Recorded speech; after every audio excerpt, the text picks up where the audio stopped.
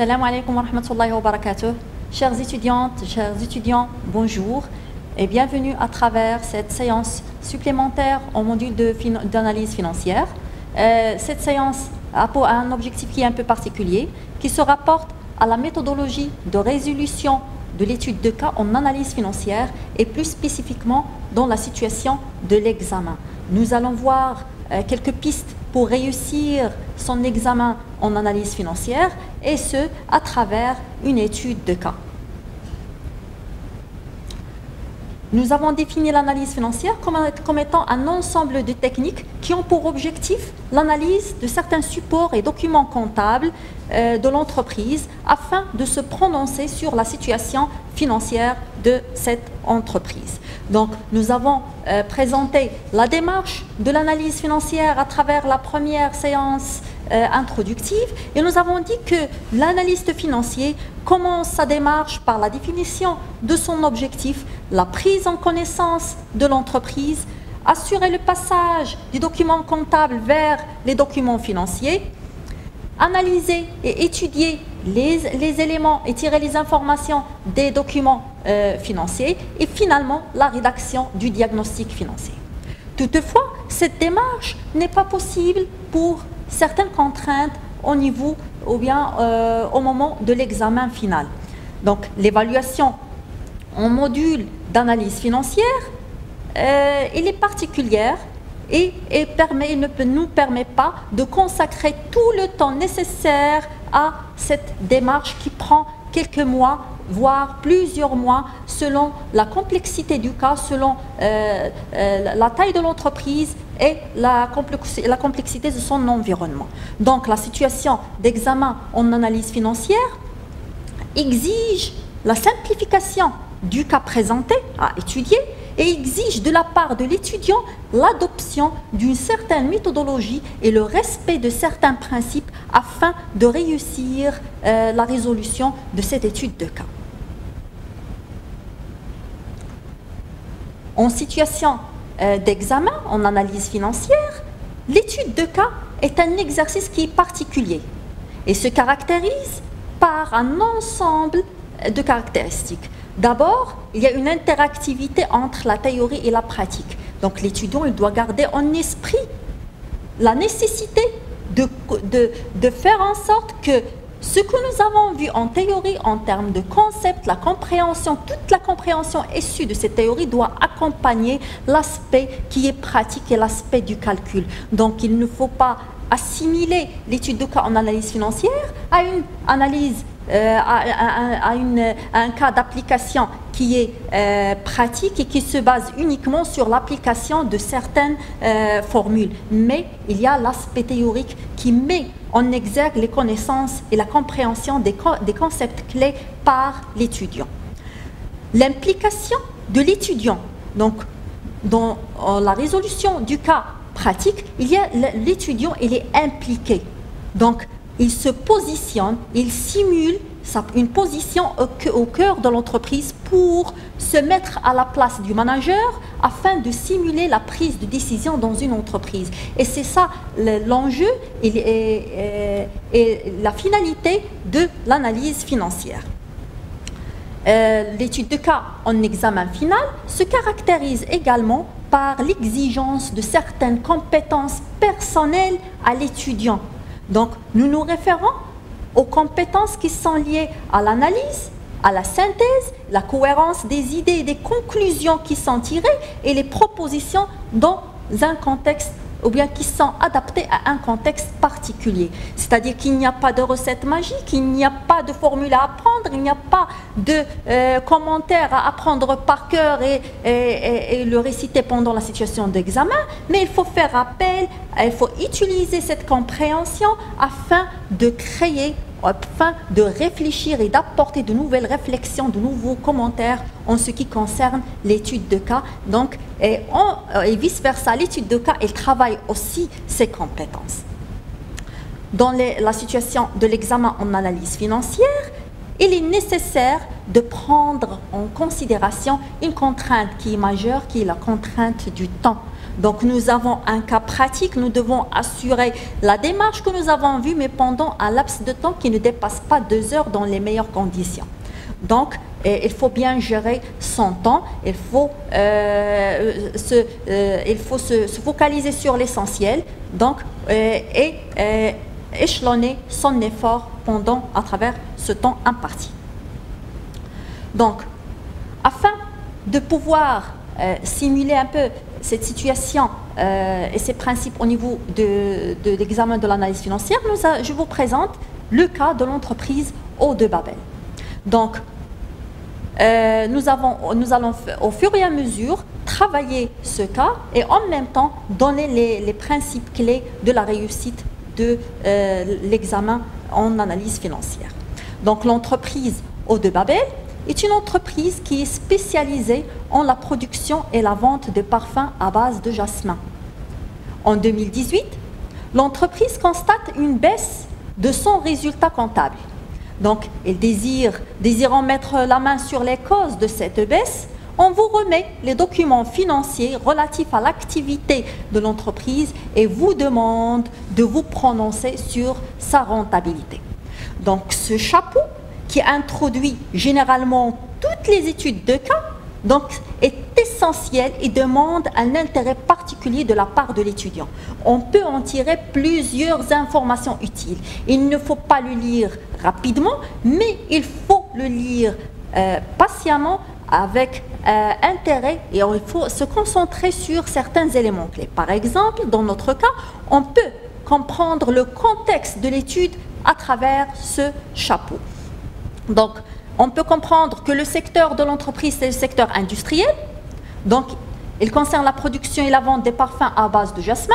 Nous pouvons comprendre que l'objectif de l'analyse, c'est la rentabilité. Donc, se prononcer sur la rentabilité, donc on peut se positionner dès lors dans l'approche fonctionnelle. Donc, il faut trouver les causes de la mauvaise performance. Donc, on est dans l'approche fonctionnelle dans une entreprise industrielle et nous devons nous prononcer sur sa rentabilité.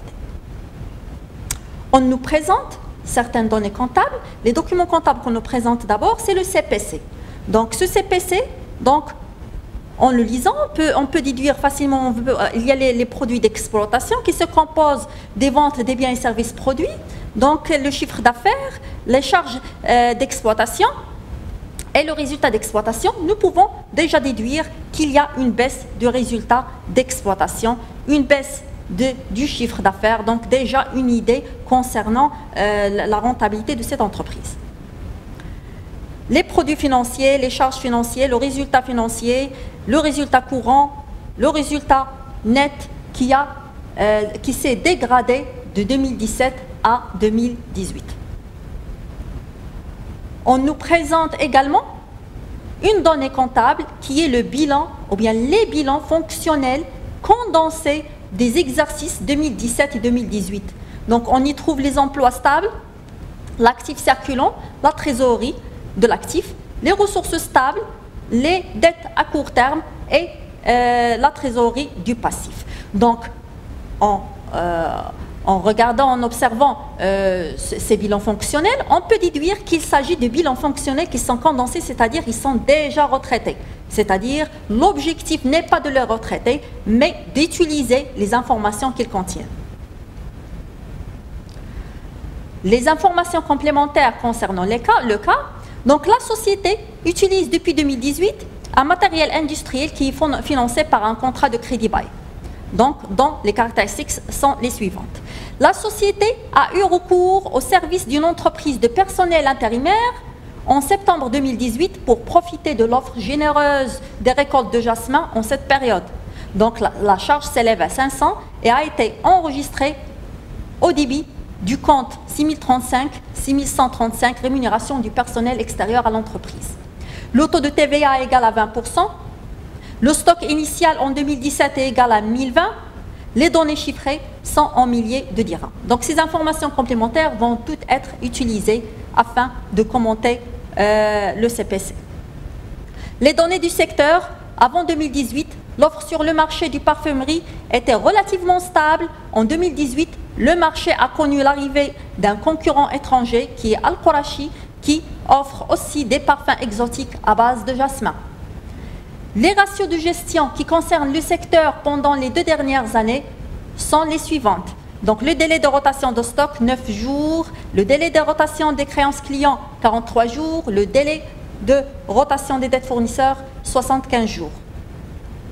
Le travail à faire, donc calculer les grandeurs d'équilibre des bilans fonctionnels ainsi que leurs variations et les interpréter, établir l'état de solde de gestion pour les exercices 2017 et 2018 et les interpréter, calculer les ratios suivants de gestion ainsi que leurs évolutions et les interpréter également, et finalement formuler un avis ou bien des recommandations concernant la situation économique de l'entreprise. Donc le cas Eau de Babel a déjà fait objet d'un cas d'examen qui avait pour durée 2 heures.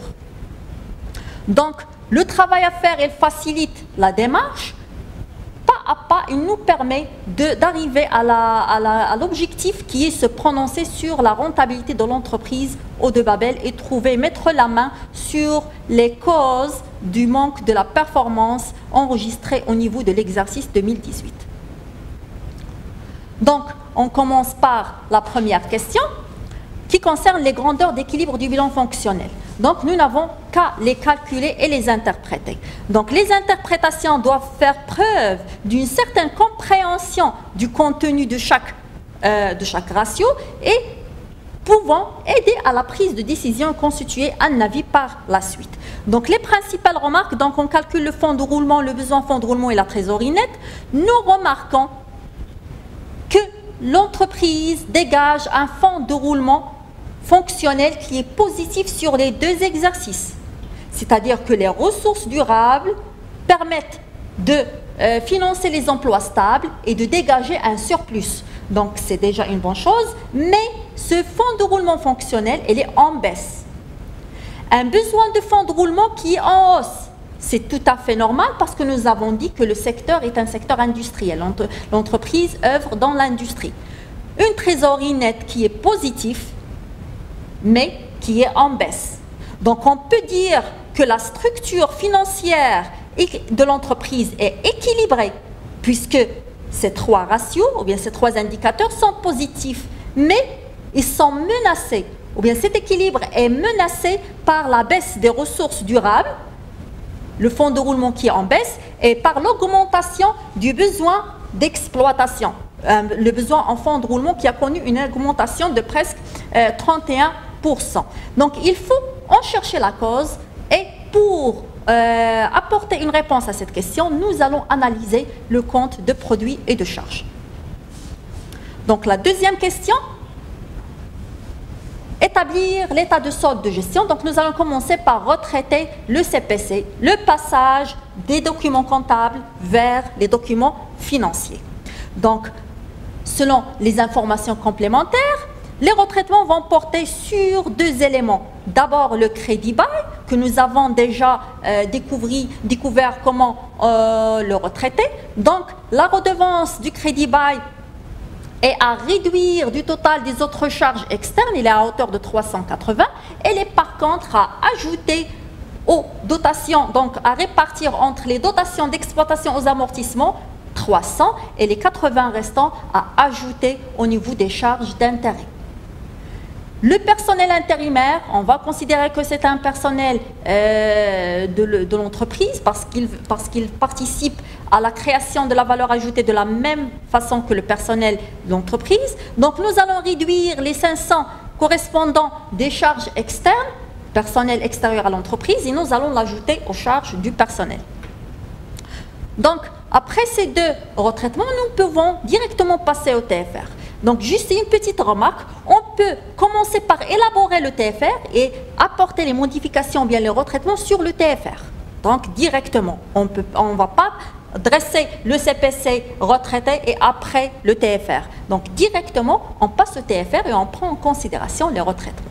Donc, le tableau de formation de résultats, donc, il obéit à la présentation de ce tableau sur le plan comptable marocain, ce qui veut dire, donc, autrement, vous devez en tant qu'étudiant apprendre par cœur la structure du tableau de formation de résultats.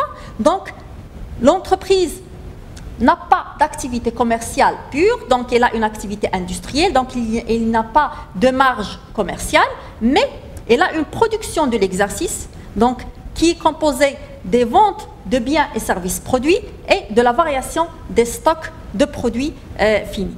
Donc, cette production, nous remarquons qu'elle a diminué entre 2017 et 2018. Donc, je vous conseille également, il faut mettre à côté une rubrique qui correspond aux variations d'un exercice à un autre, avec la formule de la variation, c'est toujours, par exemple, dans notre cas, donc les valeurs de 2018 moins les valeurs de 2017 divisées par les valeurs de 2017 multipliées par 100 pour avoir les variations en pourcentage.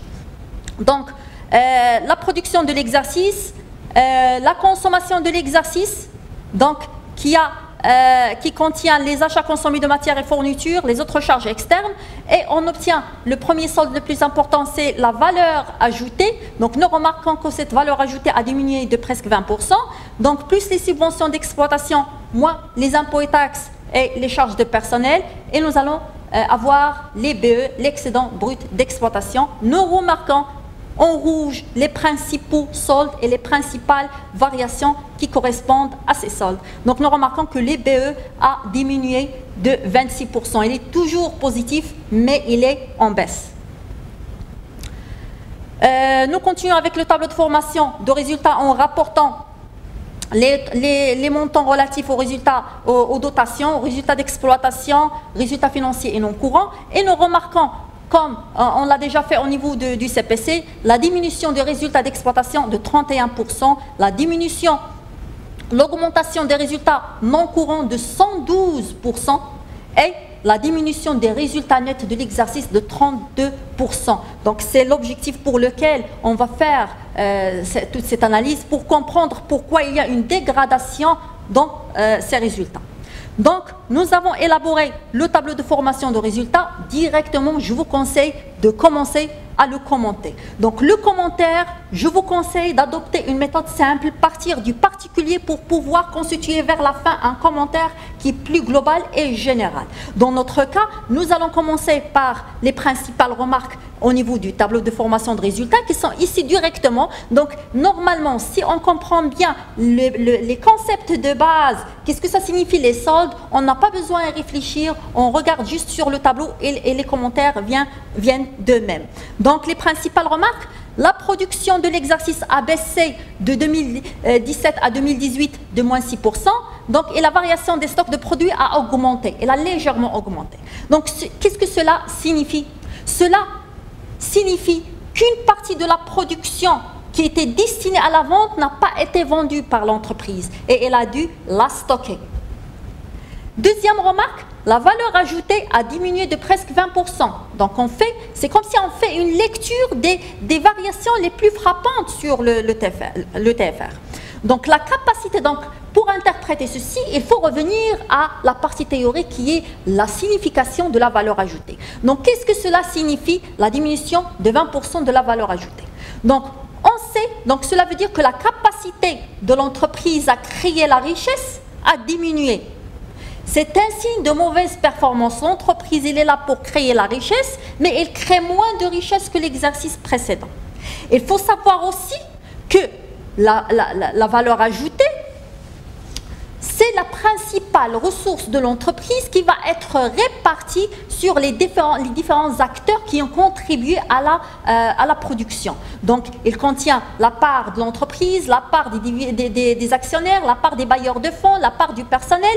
Donc, c'est à partir de cette valeur ajoutée qui se base essentiellement sur le chiffre d'affaires que nous allons rembourser tous ces acteurs. Donc, la réduction de la valeur ajoutée signifie également qu'il y a risque de dégradation ou bien de réduction de la part de certains acteurs. Mais qui sont les acteurs qui seront le plus touchés? Généralement, les bailleurs de fonds, on les paie selon des intérêts qui sont déjà fixes. Donc, leur part et leur rétribution ne va pas être touchée. Les salariés sont payés selon le contrat qui les lie avec les entreprises. Leur part ne va pas être touchée. Donc, généralement, la répercussion va s'améliorer ou bien va se répercuter sur la part de l'entreprise et la part des actionnaires. Donc la part de la capacité d'autofinancement va diminuer avec la diminution de la valeur ajoutée. Donc vous n'avez pas besoin d'expliquer tout ça, mais d'aller directement au but comme je l'ai fait au niveau du commentaire. L'excédent brut d'exploitation a par conséquence à diminuer. Quand la valeur ajoutée a diminué, même les BE, elle a diminué. Donc il est positif, c'est bien, mais il est en régression et c'est ça la zone du risque. Donc, par conséquent, donc, à la diminution de la valeur ajoutée, les BE a diminué de 26%. En fait, les BE, ils prennent en considération le remboursement de l'impôt et le remboursement du personnel. Donc, en fait, la diminution de les BE peut être expliqué dans notre cas par l'augmentation des charges de personnel de 24%. Et nous avons trouvé dans les informations complémentaires pourquoi ces charges ont augmenté. C'était occasionnellement pour profiter de la récolte généreuse de jasmin en mois d'octobre. Donc, ça a constitué une principale cause pour baisser les BE qui prend en considération le remboursement du personnel.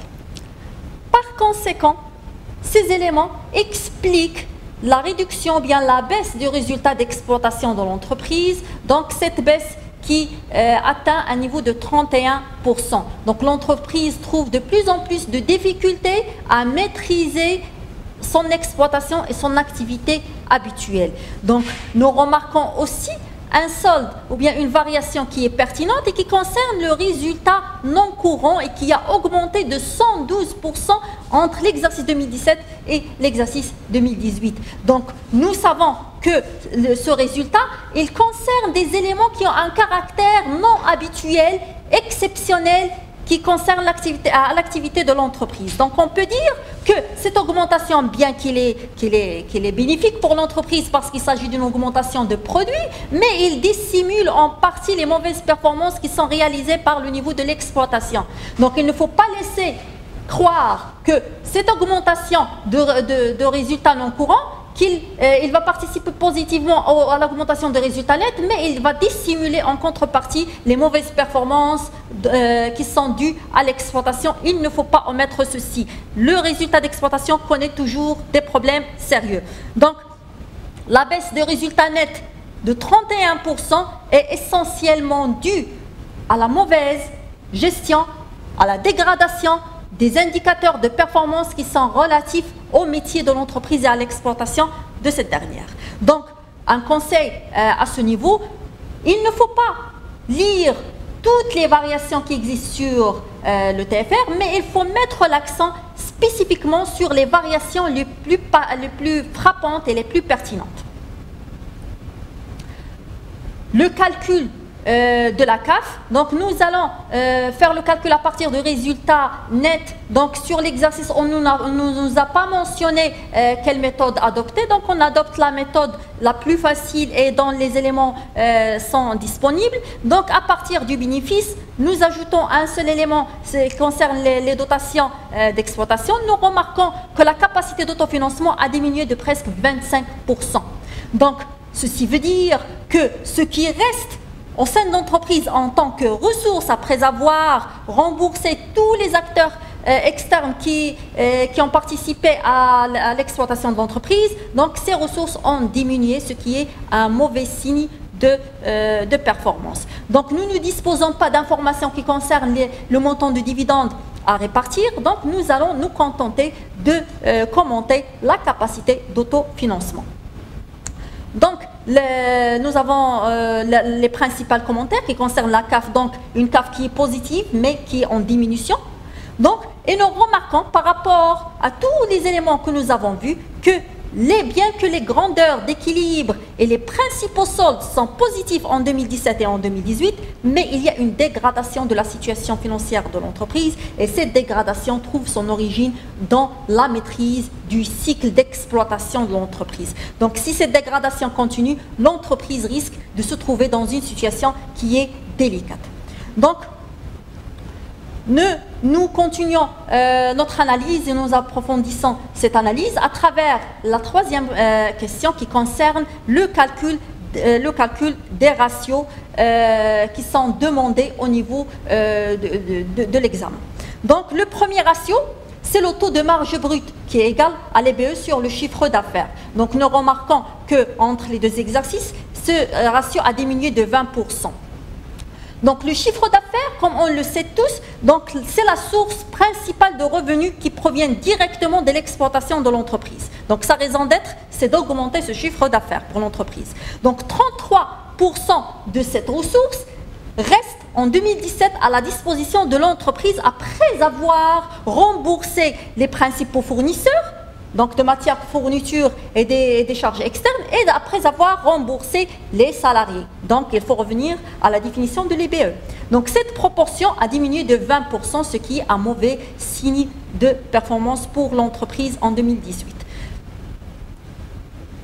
Les autres ratios de gestion concernent les ratios de rotation des stocks, de clients et de fournisseurs. Pour les calculer, on revient aux informations complémentaires. Donc nous avons des informations qui concernent la variation de stock en 2017, en 2018, et nous avons le stock initial de 2017.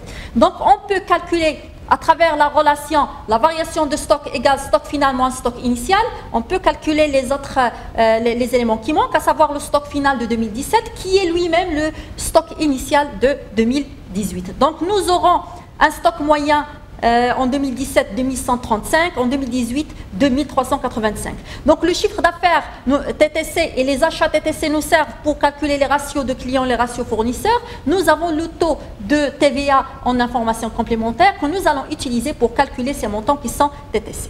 Donc nous remarquons après avoir calculé ces ratios que ces ratios connaissent une dégradation en 2018 et en les comparant avec les ratios qui sont relatifs au secteur qui sont donnés par les informations complémentaires. Donc il y a une dégradation même par rapport à une mauvaise performance par rapport à la moyenne du secteur. Donc nous, en 2018, la moyenne de rotation des stocks chez les fournisseurs, c'est 9 jours, chez nous, c'est 10 jours. Pour les délais clients, le secteur généralement accorde 43 jours avant de collecter les créances clients. Nous, on doit attendre 46 jours. Les fournisseurs accordent des délais aux entreprises concurrentes de 75%. Pour nous, ce délai, il est petit, il est de 73 jours. Donc, nous remarquons, nous arrivons à la quatrième question, que l'entreprise Eau de Babel a connu en 2018 une dégradation des indicateurs de performance qui sont relatifs au fonds de roulement, au résultat net, à la valeur ajoutée, les BE, etc. Cette dégradation est généralement due à, et c'est la réponse à l'objectif de notre étude, elle est relative à la baisse des ventes. Probablement l'entrée du nouveau concurrent a contribué à ceci. Donc, et c'est dû également à une mauvaise gestion du besoin en fonds de roulement. Donc, à travers ces trois composantes, stock, clients et fournisseurs, comme on l'a vu au niveau des ratios de rotation de ces éléments-là. Donc, mais il ne faut pas omettre de signaler au niveau de cette conclusion que l'entreprise a certains points forts. Il ne faut pas omettre ce point-là. L'entreprise a une structure financière qui est toujours équilibrée parce qu'il a toujours un fonds de roulement qui est positif, il a toujours une capacité d'autofinancement qui est positive. Donc, il peut se baser sur ces éléments pour remédier à ces problèmes. Donc, nous pouvons conclure que les problèmes de l'entreprise sont d'ordre conjoncturel. Ils ne sont pas très anciens, ils n'ont pas affecté lourdement la situation de l'entreprise. Alors, on peut les améliorer parce que nous avons des fondements solides pour le faire, à savoir les ressources qui sont durables. Donc, pour ce faire, nous recommandons, et les recommandations, donc c'est la fin de notre diagnostic, donc de mettre en place une bonne stratégie marketing afin de contourner l'entrée du nouveau concurrent et de mettre en place des stratégies qui vont nous permettre d'acquérir un plus grand nombre de clients potentiels. Donc, de bien gérer les approvisionnements pour limiter les stocks, de produire juste ce qu'il faut, mieux évaluer les ventes futures afin de ne produire et de ne stocker que les quantités nécessaires, réduire les délais clients.